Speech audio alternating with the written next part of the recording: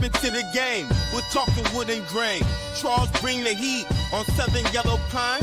Mascot U.S. species, all is on the line. Gregg with the spruce, keeping knowledge defined. Ash and moderates, drop the facts in the booth. We on the buy, the sell ain't no hidden truth. Economics and trends, we got it all so clear. Lumber Word Podcast, best believe we're here. If you wanna make more, get in on the score. Join us every week, you'll be hungry for more. Love a bit keen, though. Whoop made known. Such rain Charleston. Slide, plum, ram, known. Open to the scene. For the lumber supreme. Charles laying down facts with that southern yellow bling. Matt got that U.S. swagger like strong timber beams. Gregg's insights on spruce, rewrite the themes. Got the buy side talk, we stacking that flow. Selling knowledge, every week we still a show. Join the Lumber Word crew, let your business grow.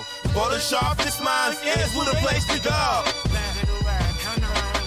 Hey, everybody, welcome to episode 140. I think it's 142 of the Lumber Word. Beymer, you were streaming in hot.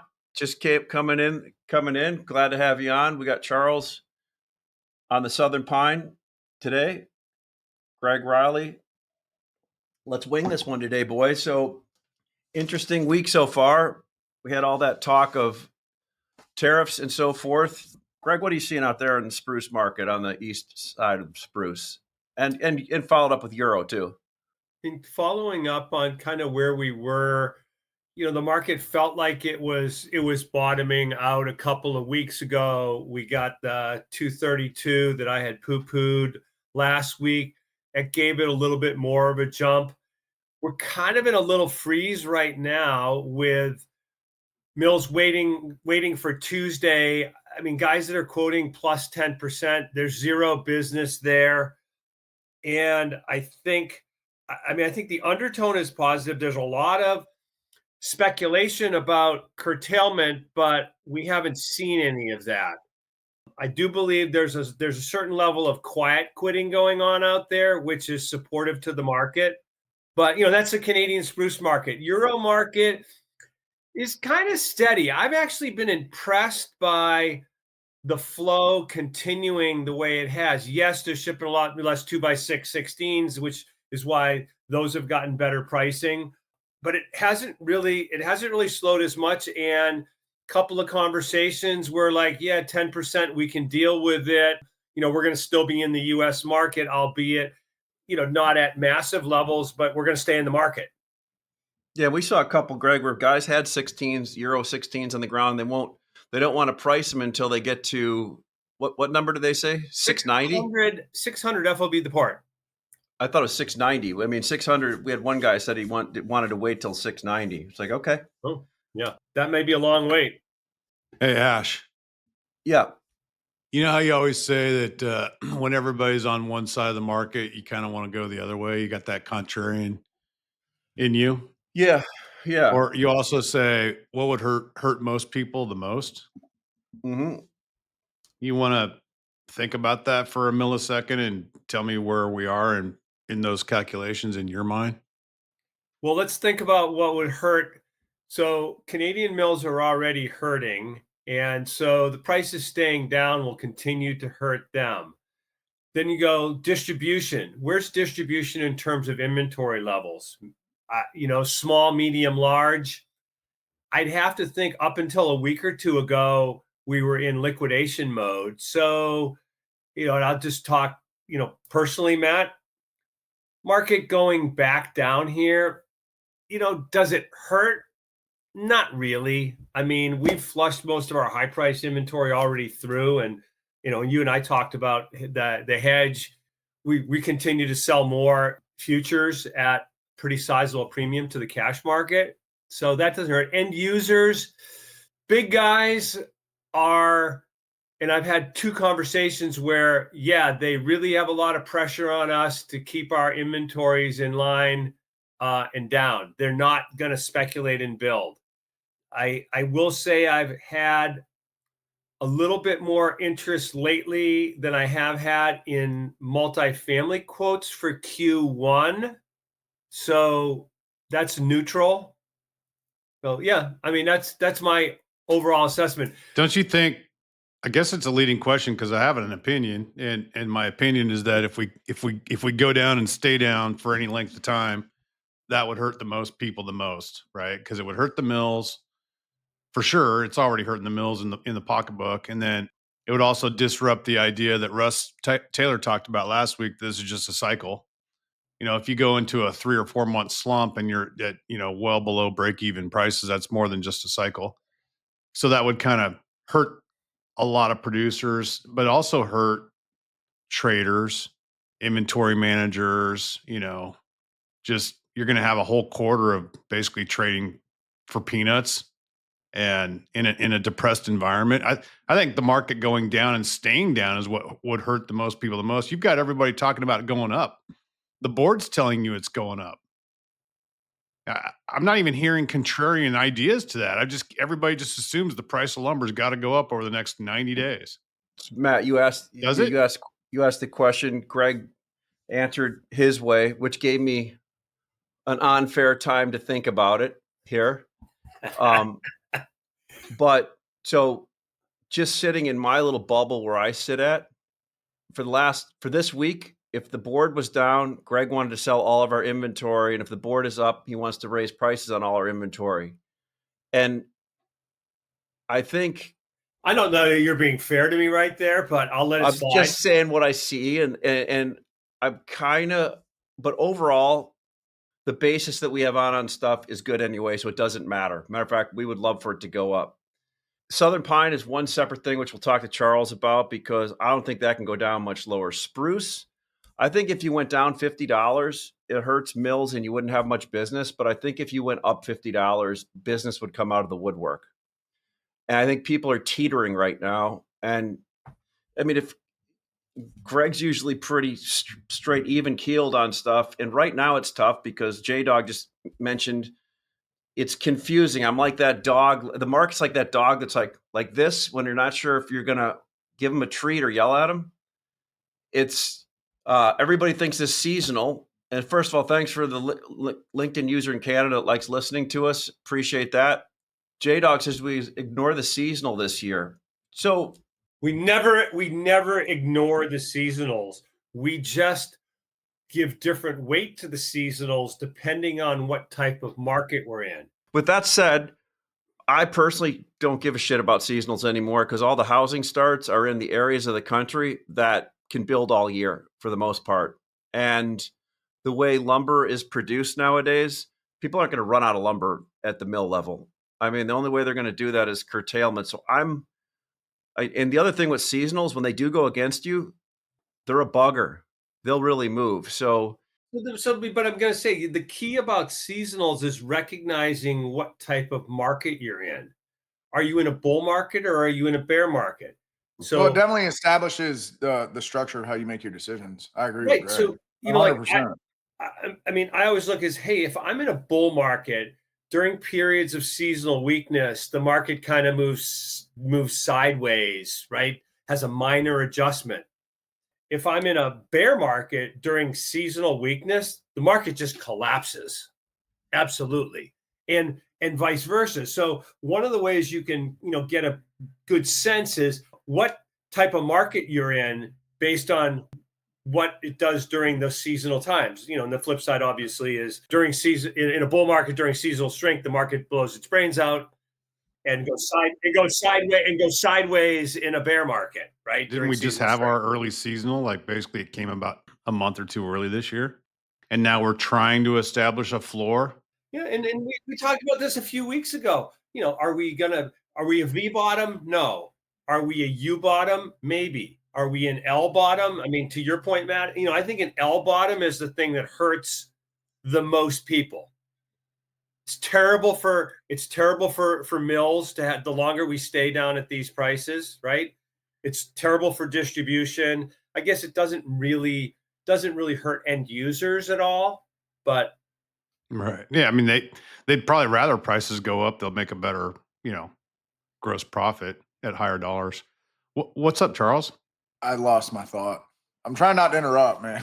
Well, so let's bring you back to Southern Pine. Like, can we can't. Senior moment down there in Bishopville.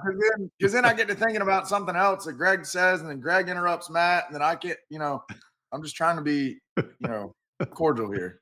Hey, my manners. So let's talk about Pine. Let's talk about Pine, Charles. Like, what's going on in Pine? Has there been any movement on that? What do you feel? And then we'll flip over to Matt on the U.S. species, and then we'll fold that into how Gregg was thinking species are actually flipping right now. So what's Southern Pine doing, Charles? I mean, discounts are gone. I think we discussed that about a week ago. Discounts are gone. Markets are kind of firming. 6-inch is kind of leading the way. And that seems to be a trend over the past 12 to 18 months, either direction. 6-inch either breaks first and then the market follows, or it solidifies first and the market follows. As Gregg mentioned a couple of weeks ago, 12-inch finally made a move. So that's always a positive. The one thing I will say is you talk about seasonals and you talk about, what J-Dog said as far as same time last year and how it's set up, into the spring. I think the setup's different, but the setup is the same, but the variables are different, right? I mean, we've been so emotional for the past 24 months on the backside of, all the craziness that's occurred in this industry over the past 4 years, right? So I think we got to temper that a little bit. And I think we're experiencing that as a market, right? People not to make emotional decisions based on something that could happen, right? The other thing is with Pine, I think 26 is going to be an extremely volatile year, especially if spruce continues to appreciate. And obviously it has to based on the landed cost basis for your primary producers up north.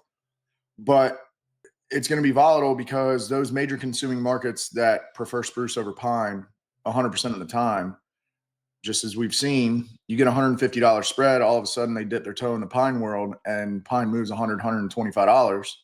Then spruce drops and then pine consumption dissipates in those secondary markets and it drops $125. So, it's going to be a real interesting conundrum in 26. The one thing I'll agree with Gregg too, as far as multifamily quotes for Q1, that is, the velocity in which we are seeing that stuff is higher than anything we've seen all year. There's inherent risk forward, right? Just because of species pricing, but go ahead, Matt. How do you stay ahead in the softwood lumber market? With prices shifting and trends evolving, making confident decisions starts with having the right insights. That's where Fastmarkets lumber commentary can help. Every month, we provide clear, expert analysis of North American softwood lumber trends. Whether it's housing starts, remodeling projects, or industrial production, we break down what's driving demand. You'll also get access to the trusted Random Lengths framing lumber composite price, along with key historical data and future forecasts to guide your strategy. And it's not just the numbers. Our analysts translate complex data into actionable insights, helping you make smarter, faster decisions. Get the clarity you need. Find out more at fastmarkets.com/lumbertalk. Just to add to what you were just talking about, multifamily, the layout's pretty simple. Multifamily is cheaper. So, if you're a 25, 30-year-old newly married couple and you're going to start your life together, you're not going to go buy a house first. You're going to go rent. It's half price. In the more, maybe not in Indianapolis, but for sure in Portland, Seattle, LA, Chicago, New York, Miami, big. Do people want to move Austin. to Chicago though? There's a lot of people that move to Chicago every year. Chicago's one of the hottest real estate areas right now. Chicago, Really? Madison, Wisconsin, Columbus, Well, Ohio. Madison, Wisconsin is unbelievable. No, Have you ever I'm not saying been, starts. Charles, to Chicago? Where? Chicago. To Chicago? Yeah. I walked through the airport. It's about as far Chicago's as I actually Doesn't a pretty count. interesting city. I like Chicago. So, Matt, just real quick, what are your U.S. species doing? The reason I'm asking is because one thing we've noticed with our spruce customers, And Charles, this is they're not right now. They're switching over to, like Gregg had a conversation, Hemfer 2 and better. Anybody that usually uses spruce is switching over to 2x4, 2x6, 8s, 9s, and 10s in stud grade, or at Hemfer first of all, or Doug fir. We've seen a lot of that in the last week or two, right? Pick 2x6, 92 and 5/8. Number 2 in Hemfer is like 390 Chicago, and spruce is like 450, right? So people that can make the switch are switching over to pine, and I think at least from the stud level right pine, now. but you meant Hemfer. I meant Hemfer. Yeah. Sorry, U.S. species. We're seeing a lot more of that now, and it never even crossed my mind till Gregg was leaning on the threshold of my office. He goes, I think some of these switches from spruce are really going to U.S. species. When you survey the Western markets and you look back on the last 30 to 60 days of price depreciation and then extra tariffs and now a 10% tax basically on imported lumber, then where does that open up space? If you're looking at it from a macro level, it opens up space for U.S. species, right? So it opens up some room for Charles's breadbasket. It opens up some room for all the mills out here in Oregon, Washington, Idaho, California. And then you add to that the idea that it's now fall and winter and spring in front of us, where weather's not really going to interfere with the yardability of dry Hemfer, dry white fir, dry ponderosa pine, dry ESLP or SPF South, or Doug fir, which Doug fir is considered a premium stable product anyhow, right? That's one of the reasons why, Charles, you get asked to quote Doug fir only on jobs, right? Because some of those guys don't want to mess with yellow pine for yard reasons. So right now, if you're a U.S. producer on the West Coast, the door's wide open for you. It's just how hard do you want to work to go capture some new market share, and how aggressive are you going to be in attempting to grab that market share? And then from the customer's perspective, there's a lot of people in this country that sort of turn off the spigot for Western species from, say, May through August. Just too hot. They don't want to mess around with it, but they'll turn it back on. So that's happening right now too. Now, I will say, having said all that, we're still struggling in the West to raise our prices. We have extended our order files out. The last 2 weeks, we've definitely sold more than we've made, but we are having trouble raising our prices off of floor levels.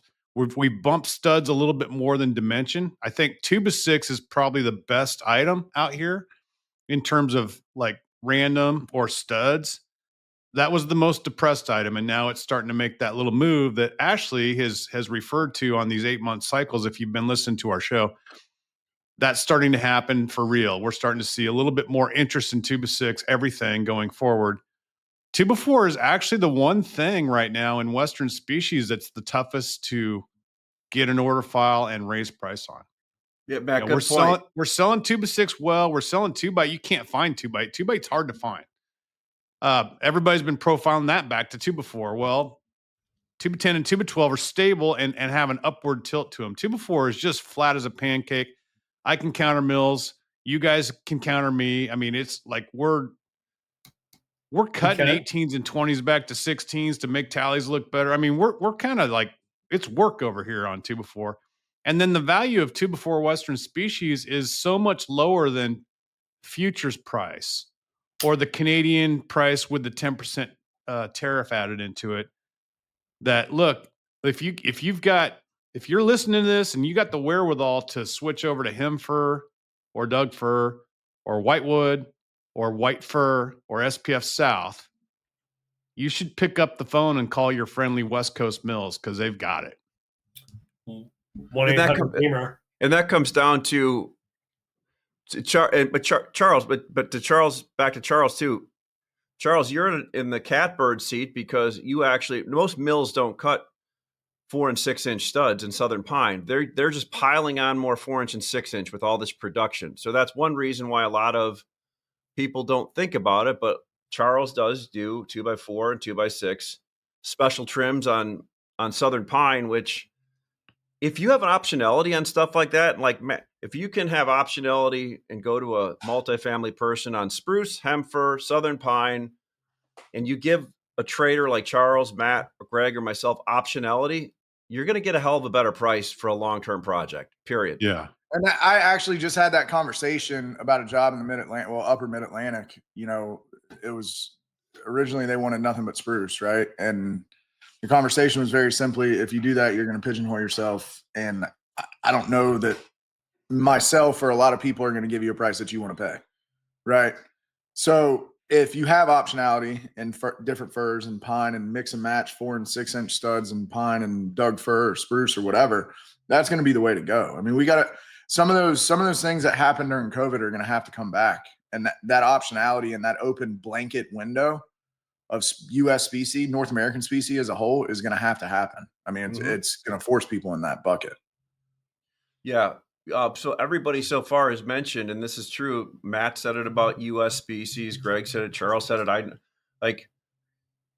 And full disclosure, we laid into it and bought as much 2x6. Hell, we even bought Western 2x6 cars 2 weeks ago.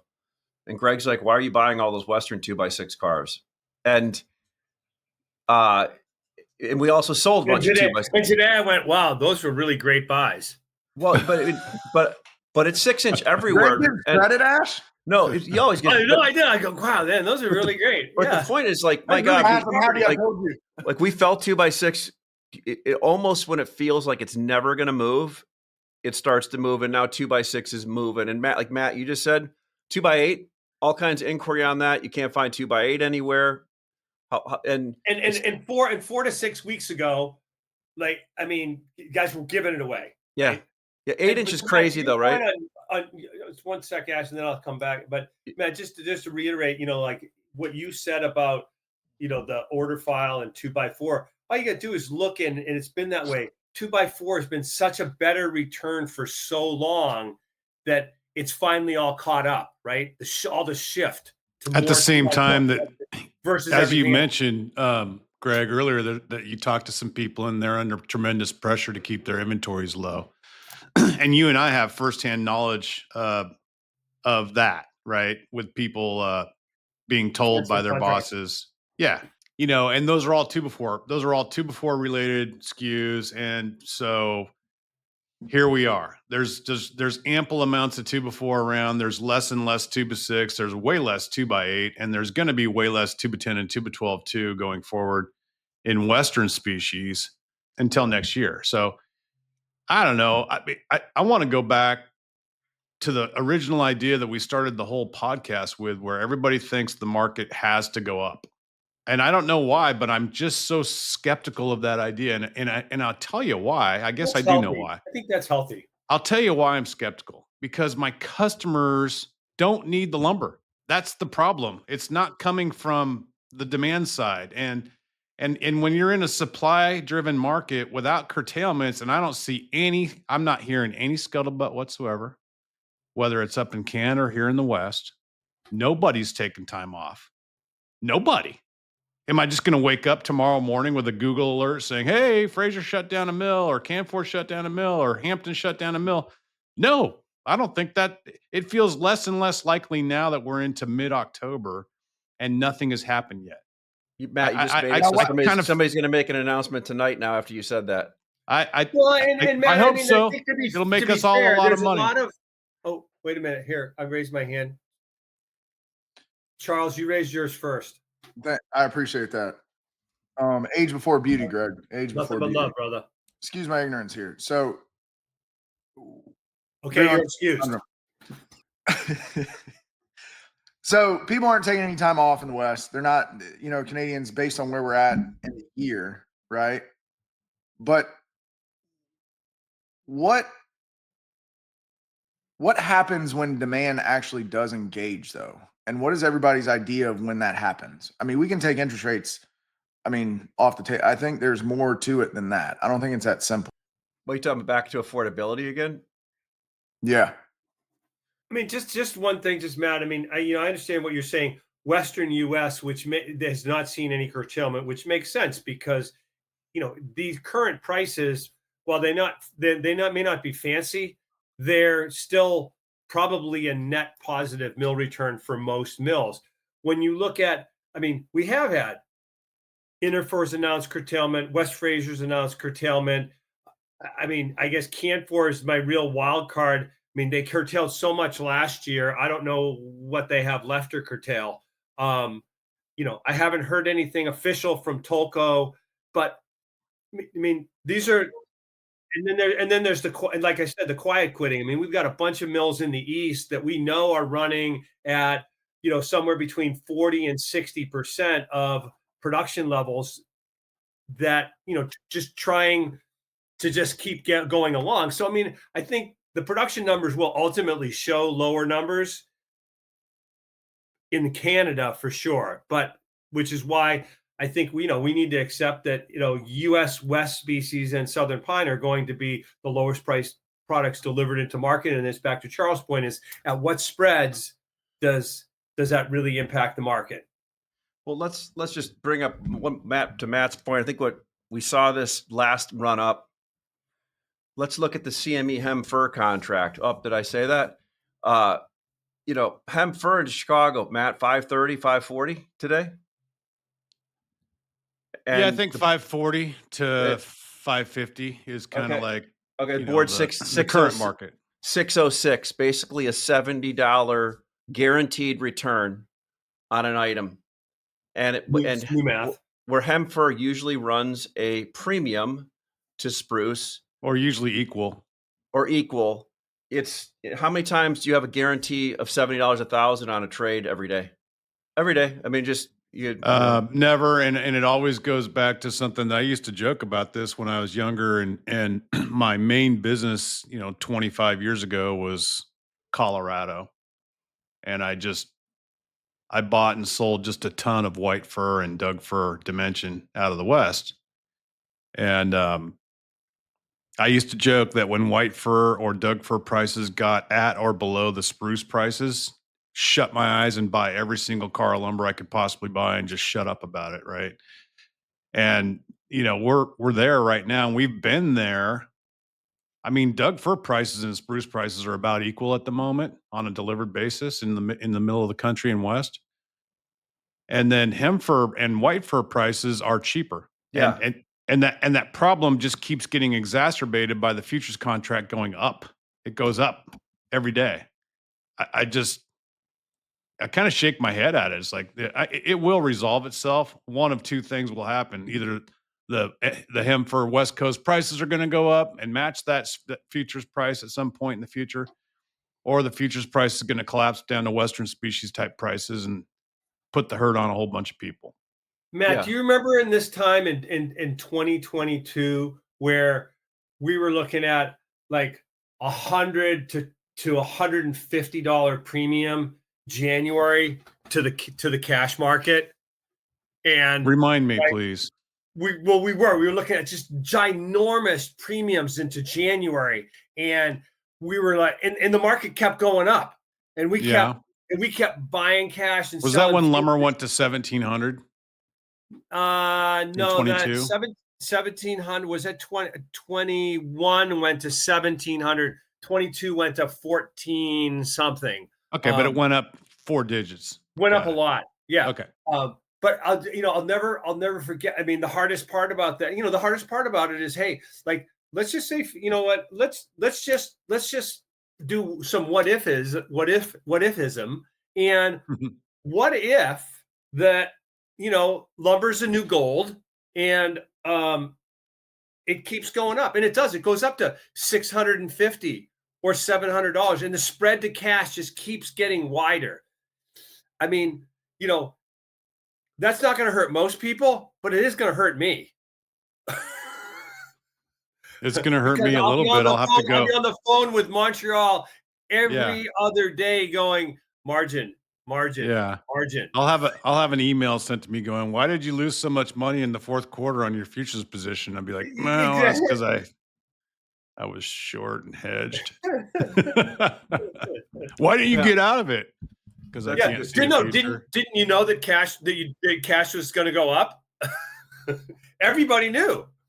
So Charles, what's going on down in your area of the country? You guys are still building there. A lot of stuff. Are you still like where we're shipping a lot of spruce to? And Matt, maybe Carolina, Tennessee still, some parts of Florida, Georgia. Where are you seeing the hot spots at that you're shipping to? And in the Midwest, a lot of spots in the Midwest. And still a little Texas, but not as much this last month. What are you seeing? You talking to me or Beymer? You. Sorry, I got lost in that. Yeah, you're okay. Carolinas, Tennessee, and kind of mid-Atlantic is pretty good for us. Obviously, Central Florida is a hotbed as well. You know, I think I saw a map or something the other day. Florida, the Carolinas, Georgia's kind of stalled as far as immigration to these areas. Not immigration, but people moving here, right? Mm-hmm. So there's a need for housing, whether it's single or multifamily. So that's definitely kind of holding true. Tennessee's good. Missouri's good. Ohio's decent. And we're actually continuously seeing inquiry for pine into the New Jersey, Massachusetts region, which might be a heartbreaker for Gregg, but it's true. We're excited to welcome another sponsor to the Lumber Word, Layman's Lumber Guide. Matt Layman has spent decades studying lumber cycles, and what makes his analysis different is that he doesn't just tell you where the market is today, he shows you where and why it moves. People across the lumber and panel supply chain, from mills to traders, builders, and buyers, have found Matt's work spot on and made it part of their go-to playbook for making smarter decisions. I'm Ashley Buckold, host of the Lumber Word. I've had a chance to dive into Matt's publication and attend his events, and they're always fascinating. What really stands out is the community around them. People across the supply chain learning together, sharing insights, and sharpening their skills, just like we do here on the podcast.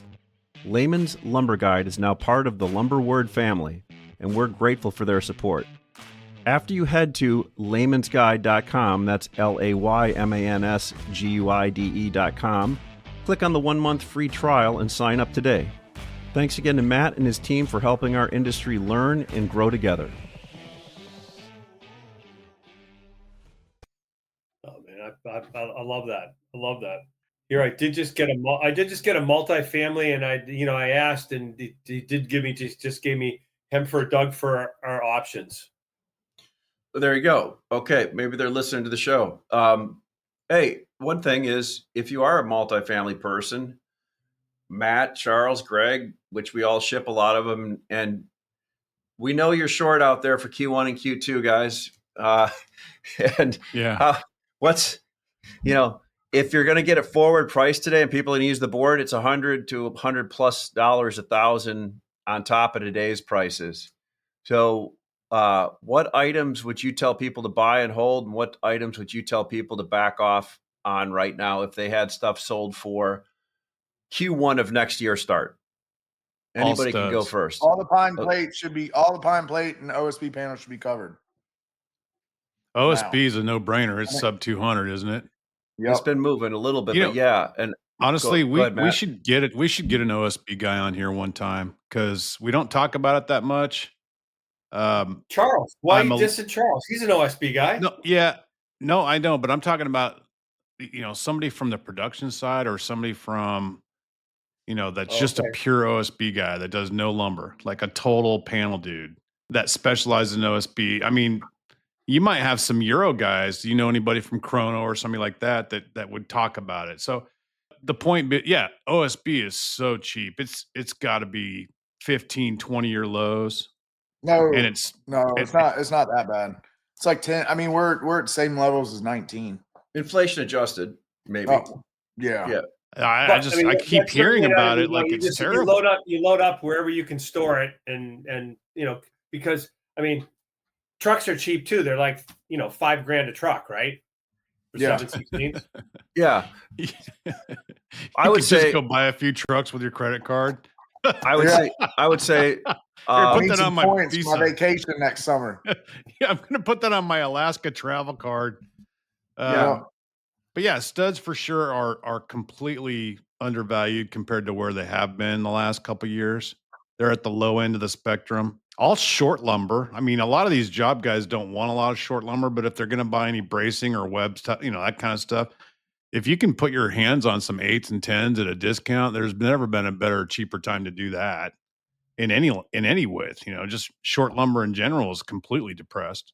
Greg, Sir. I mean, as I'm thinking about it, and Devin quoted some stuff recently, I mean, one of the challenges for us in forward pricing right now is everything's undervalued to 2x4, right? So when you look at market baskets of lumber, so it kind of ties in with what you're saying is everything is undervalued. And when I say 2x4, 2x4 spruce, 2x4 Western whitewoods, everything else is undervalued to that. So to the extent you're going to buy and hold things, buy everything else. I mean, yes, 4-inch plate in pine is undervalued also, but maybe not quite as much as the studs and the other items. Question. Yeah. Charles, what's 2x12 yellow pine 2 and better trading for roughly? Prem plus 10 I mean, what is that number? as a composite. That's just too Just much more. a random, pine. like if I wanted to buy 4 random trucks at 2x12, 8 to 16 from you, what would you price them at roughly? FOB your yard or a mill nearby? 360, 370 delivered anywhere. No, you're not that cheap anymore. Okay, this is why we're trying to flesh you out here. Like, okay, I mean, just give me a number. It doesn't even have to be I mean, accurate. FOB mill, you're 400. probably at that 365, anywhere from 365 to 380. that just sounds cheap. Even if it was 400, okay.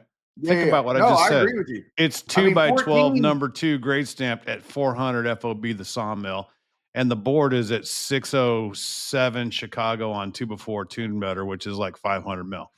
And so you can buy 2x12, the strongest species in North America, with Say the it number again, 2 stamp Matt, on for it. people in the back. Say it again. I just am shocked. I mean, yeah, if that's not a long-term value, I don't really know what is. I might go into business with you guys and open up a warehouse and just shove a bunch of 2x12 yellow pine in. I mean, for the a intrinsic year. value is unmatched in any item in the market right now, outside of OSB, right? Because I mean, OSB Value is feast or compared to famine. strength is like off the charts. I mean, if you start looking Yeah. at the true value of something, isn't just that it's cheap; it's the use, No, it's the exactly. usability of it, right? I mean, if it was 2x12 whitewood, you can't use whitewood 2x12 for rafters in Wisconsin. Yep. Won't make code. So, but the usability of yellow pine is nationwide. You could use 2x12 So yellow diverse. pine number 2 anywhere. It's like ZZ Top nationwide. Yeah, I find that to be the real value of it, not just the price. Yeah, It's no the doubt. usability of it. And just so I give the CME a fair shake, you could sell the CME 4-inch east side against it too on their number, but it's cheap. Or you could even, Matt, there's even some lengths when we look at overvalued, undervalued, you supersize up to a 2x12 number 1, and then you're really covering everything. But the other thing, hey. it's hard.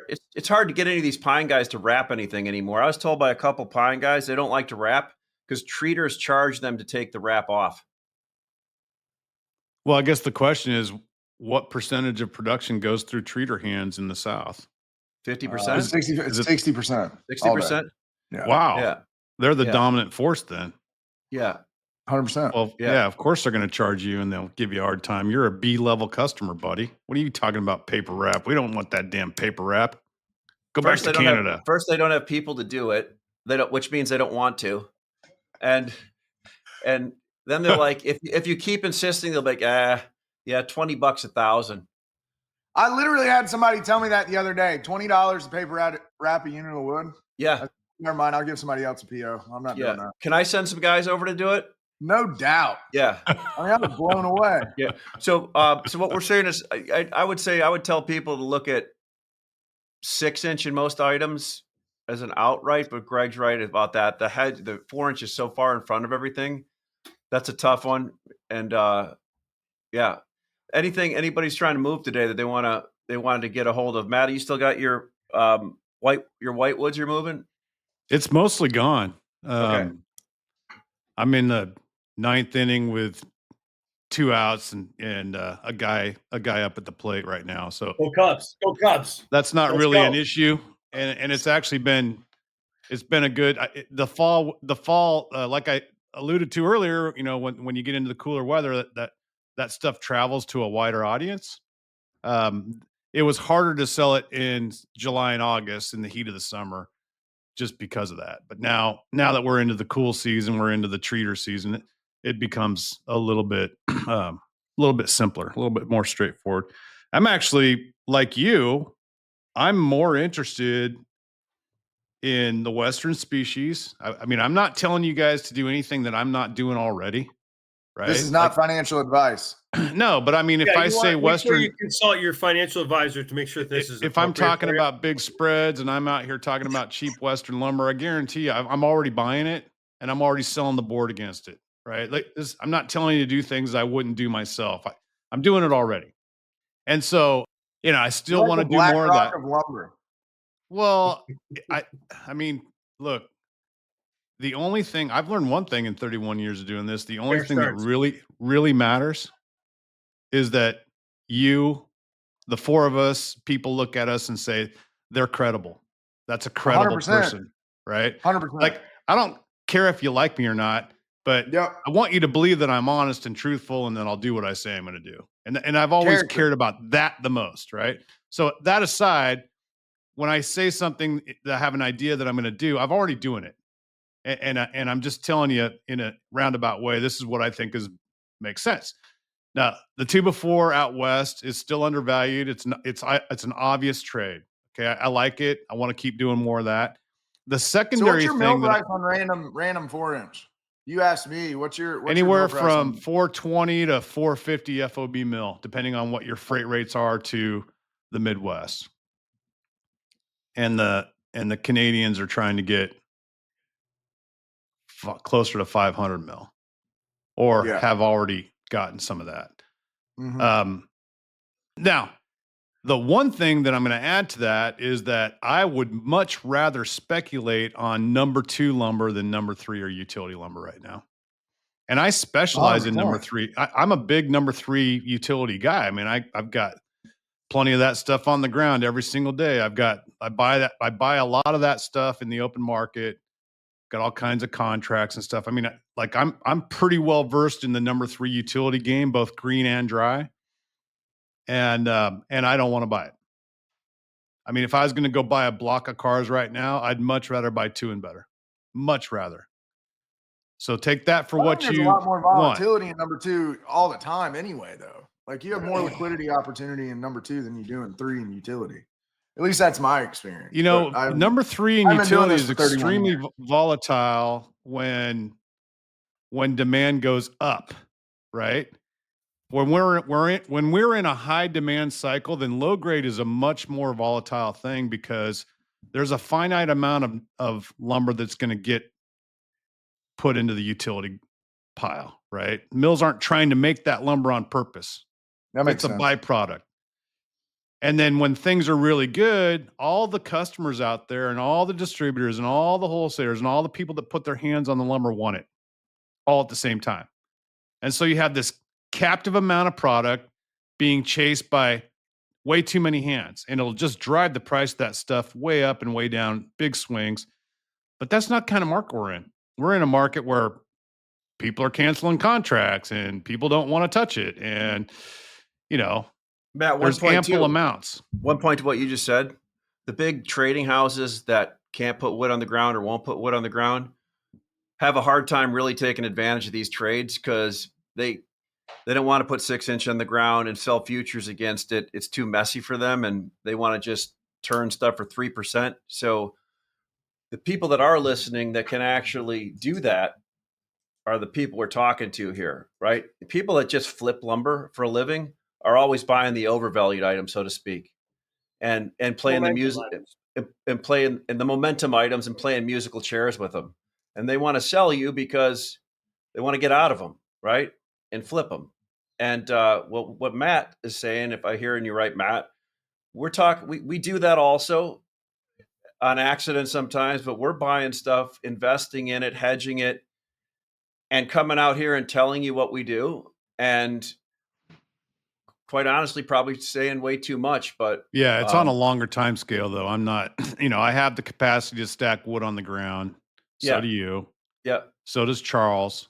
Yeah. And so we're speaking from that perspective. I can keep wood on the ground at the origin or at the destination. I have both options if I want to.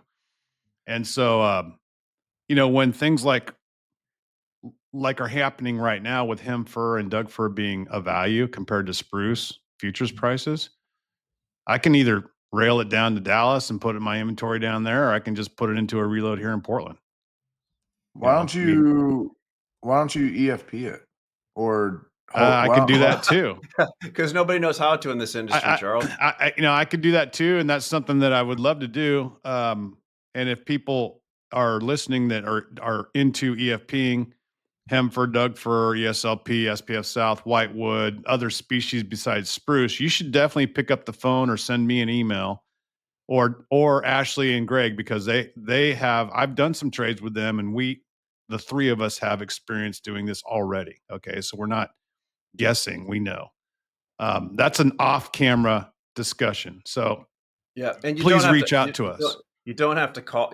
We're glad to talk to you about it. I mean, what's the thing from Tommy Boy? You can go to your broker. You can go to your broker, or you can go to us, the butchers, right? And if you go to and that's nothing against anybody in between, but most of the people that aren't risking their personal wealth aren't going to have the same answer. Gregg, what's the easiest way to learn how to do something right or wrong, or Matt, is to actually lose money or make money, put the trade on, and then analyze it afterwards and see why you did or why you didn't. And I have a question. Yeah. For Gregg, because Gregg, I view you as the old wise one that knows way more about micro and macroeconomics than I'll ever know, because of your Northwestern heritage and your friendship with Brian. So the rates, what do you think over the next 6 months to a year will happen on interest rates, mortgage rates, money flow, tariffs? How does this all sort of work out in your worldview, where we're going to end up as an economy, and where we're going to end up as a home building nation over the next 3 to 9 months? What's your thoughts? Let me unpack that piece by piece. In terms of rates, I mean, I think the market consensus is that you're going to see a continued downtrend in short-term rates. Yesterday, they came out and showed that there's been a huge increase in the amount of adjustable rate mortgages that have been lately in terms of origination. And I think you'll continue to see that. I see a healthy rate curve of having short-term rates at, 3.25% and a long-term rate of 4.25%. Well, geez, that's where long-term rates are right now. You can see a little bit of compression on mortgage rates right now. I mean, long-term, mortgage rates are typically 1 to 1.25% above, 1 to 1.5, maybe above the 10-year. And right now they're running, 2.25 above the 10-year. So there's a little opportunity for compression on the long-term rate. So that's kind of my rate outlook. Economy as a whole, it's like, wow, it's like every day we get a new all-time high in equities. So there's a huge wealth effect there. I mean, Ashley has killed it this year on his crypto trades. I mean, I got to be in to win. It was one of the interesting things was like gold at 4,000. I missed that. I missed that also. I mean, I remember I was long gold way back when it was, $250, $300 an ounce. And, like most really big winners, I sold it way too early. I do that. That is one of my personal shortcomings. I sell winners too early sometimes, Matt. Ooh, I'm the same way. That's because psychologically somebody would tell you don't feel like you deserve to make the profit. No. I feel like I deserve to make it, but it's like, hey, when something goes up, I mean, Ash, we had this thing the other day. Did you learn that in counseling? I did, and the other thing, I did. But so, I brought this to Ashley yesterday. I said, hey, 100%. So yeah. gold's up 50% this year. Silver, platinum, palladium. Yeah, did you see silver's new high? Yeah. Huh? Yeah, silver hit $50. So, silver's $50 today. Hunt Brothers are rolling over in their grave right now. Greg, what did I tell you was a good buy last night? Yeah. It was 48.90 and then now it's 50. And I would have sold it already this morning. Exactly. but then we looked at, Goldman Sachs commodity index basically like unchanged. So you look at all the other commodities, oil, lumber, all the grains, all the cattles, all of them are no place. And all the money is in metals, crypto, equities. So how much of that money is sneaking out of equities and going into metals and crypto because people are afraid that it's overvalued and that's their only safe haven? You have an all-time record high in money market funds also, $7.7 trillion. So, there's just, and then I go in, and Matt, to my point is when I look at the investment in data centers, when I look at the investment in new manufacturing, pharmaceuticals, autos, I look and I go, wow, there's just a massive amount of investment going in across this country, which has to have a positive underlying effect. Yes, housing is too expensive, but it's in the process of correcting the price, right? I mean, we're flattish on price year to date. And, we need to get some income growth, relatively flat mortgages, and those things are going to help housing. You know what my daughter asked me the other day? She goes, Dad, if I get out of college and I'm making $90,000 a year, is that going to be enough? And I said, my first job out of college was I was getting paid $22,000 a year, and I thought I was rich. You might have been overpaid then. Yeah. Yeah, no, literally, I was a purchasing agent for a computer company making $22,000 a year. I was paying, $200 a month rent with two other guys on a $500, $600 apartment. You could I bought a used Ford sedan, like a Thunderbird or something like that, for $3,000. This is all in 1993, 94 timeframe.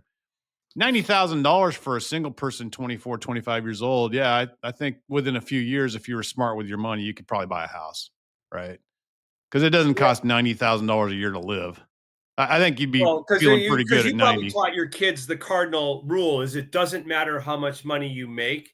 It only matters how much you save. I just thought it was funny that she didn't have any idea whether, $90,000 was a lot or little. I'm like thinking to myself, hell, I'd have done backflips if I was making $90,000 when I was 24 years old, Yeah, but 90,000 back then was 90,000 a day was equivalent to about 10 back then. Hey, boys, guys, I gotta jump. I gotta roll. All right, guys. Great being with you and seeing you. Good stuff. Yeah. It's going to be interesting to see how this plays out, right? All right, boys. I'm fascinated by this. It's a very See you guys. Matt, you owe me an off camera return. Yeah, okay? I'll be with you shortly. See you guys. Right on. Bye, boys. See you guys. Bye, Charles. That'll be good.